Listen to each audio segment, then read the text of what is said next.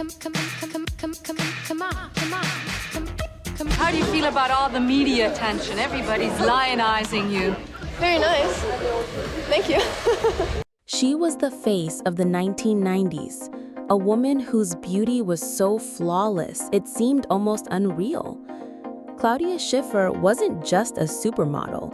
She was the embodiment of an era when perfection meant power, when every cover, every runway, every glossy billboard screamed the promise of an untouchable goddess. For millions, she was the dream made flesh. The blonde hair, the blue eyes, the symmetry so sharp it could cut. But what happens when perfection stops being a gift and becomes a cage? Behind the shimmering lights of Paris and Milan, Claudia was living a paradox. The very thing that lifted her to superstardom also locked her in a golden prison, where every step had to be graceful, every smile flawless, and every image immaculate. She was hailed as the new Brigitte Bardot, adored by Karl Lagerfeld, and plastered across more magazine covers than anyone could count. Yet whispers grew louder. Was she too perfect, too polished, too much of a doll to be real? While her peers courted chaos and rebellion, Claudia became the icon of unattainable perfection, admired but somehow untouchable.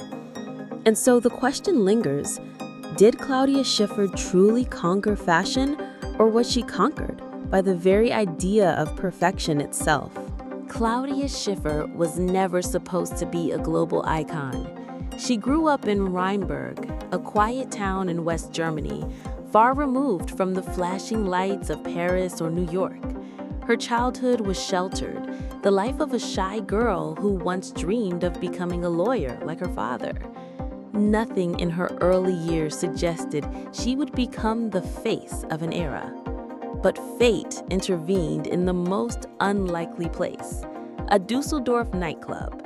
At just 17, she was spotted by a modeling scout who saw something extraordinary in the tall blonde teenager. At first, Claudia didn't believe she had what it took. She was painfully shy, often described as reserved, even withdrawn. Yet photographers saw a presence that the camera loved, a natural symmetry that seemed almost unreal. Her breakthrough came when Guess Jeans chose her as the face of their campaign in 1989. Styled with sultry eyes and tousled blonde hair, Claudia was immediately compared to Brigitte Bardot. Overnight, she transformed from an unknown German teenager into an international sensation. The Guess campaign didn't just launch a career, it announced a new kind of supermodel. Claudia wasn't just beautiful, she was archetypal. The doll-like features, the icy allure, the unreachable aura. And then came Karl Lagerfeld, the legendary designer of Chanel, made Claudia his personal muse. He draped her in pearls and tweed, declaring her the new standard of elegance. In Karl's hands, Claudia became more than a model. She was a vision, the perfect blend of modern and classic, innocence and seduction. The young girl from Rheinberg had stepped onto the stage of high fashion, and she would never leave it unchanged. But with every new magazine cover, with every runaway conquest, a myth was forming. Claudia Schiffer wasn't just successful, she was flawless. And that was the beginning of both her rise and her imprisonment. By the early 1990s, Claudia Schiffer wasn't just modeling clothes, she was defining the cultural idea of beauty itself. Her face became omnipresent. Vogue, Elle, Harper's Bazaar, Cosmopolitan, she didn't just grace the covers, she dominated them. Claudia's image was everywhere, projected across billboards, shop windows, perfume bottles, and television screens. She quickly joined the holy trinity of supermodels, alongside Naomi Campbell and Cindy Crawford. and soon after became part of the Big Six, a group of elite models that included Linda Evangelista, Christy Turlington, Kate Moss, and Helena Christensen. But even in that rarefied air, Claudia stood out. Unlike the wild charisma of Naomi or the sensual power of Cindy, Claudia offered something else entirely: perfection. Her look was clean, elegant, untouchable, the kind of beauty that felt sculpted, idealized, almost surreal. She wasn't just another pretty face. She was the standard. Fashion brands adored her because she never missed. Whether it was haute couture for Chanel or denim for Guess, Claudia gave designers what they craved: polish, consistency, a beauty that sold dreams without scandal. She became one of the highest paid models in history, commanding up to $10 million a year at her peak. Runway shows became rituals. She would glide, never strut, down the catwalk. Her expressions always poised, her movements impossibly graceful. In a world that worshipped youth and chaos, Claudia brought something else: control. The illusion of stillness in a storm. But that control came at a cost. While others broke boundaries or reinvented themselves, Claudia became fixed in time. She was the ice queen, the doll, the goddess. Always stunning, always flawless, always the same. And as fashion began to shift toward the raw, the real, the rebellious, that perfection would soon become both her crown and her curse. As the fashion world moved into the mid and late 1990s, the rules began to shift. The polished glamour of the supermodel era gave way to a darker, moodier aesthetic. Suddenly, imperfection was in. Grunge replaced gloss. The heroin chic wave, led by the waifish, edgy image of Kate Moss, made Claudia's classical perfection feel, to some, outdated. The very traits that had once made her invaluable, symmetry, elegance, control, were now seen as limitations. Claudia became, in the eyes of the industry, too perfect, too polished, too predictable. While others rebranded or rebelled, she remained the porcelain figure the public had always known: poised, controlled, contained. Behind the scenes, Claudia was beginning to feel the cost of that image. In interviews, she confessed to struggling with overwhelming pressure, anxiety, and the burden of being seen but never truly known. "People think I'm like a doll," she once said, "but I'm a person, not a product." Her flawless public image left little room for vulnerability, spontaneity, or reinvention, the very things the fashion world now craved. Tabloids began to turn.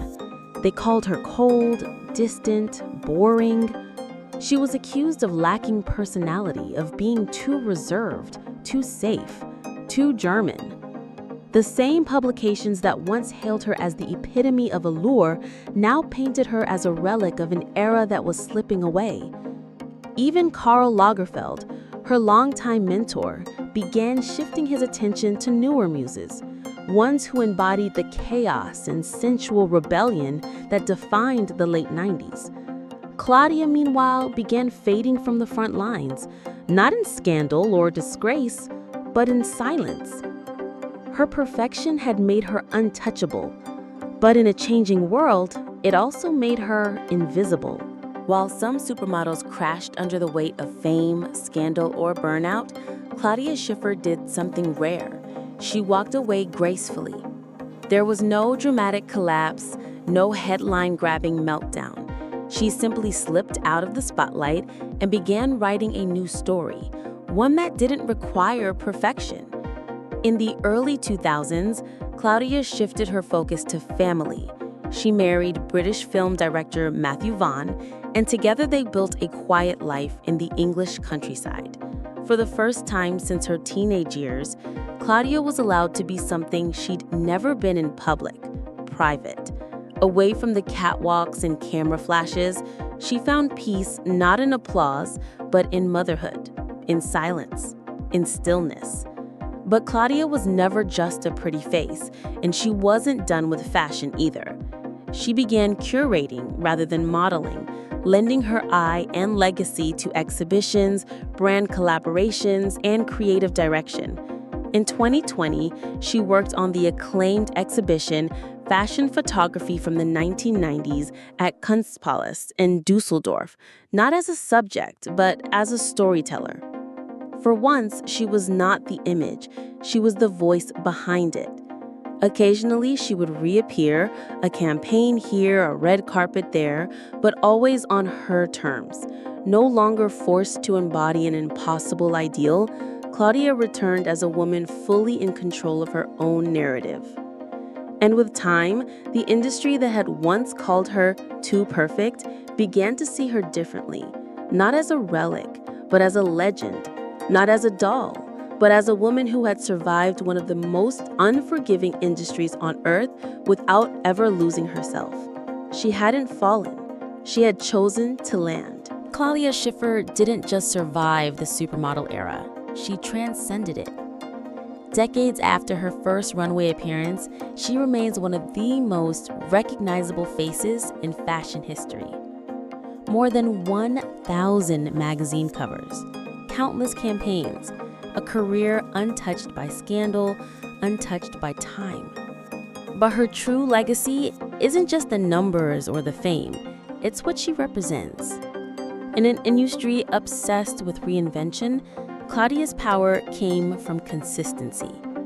While others transformed with trends, she held steady, an anchor of elegance amid fashion's chaos. She proved that beauty didn't need to scream to be heard.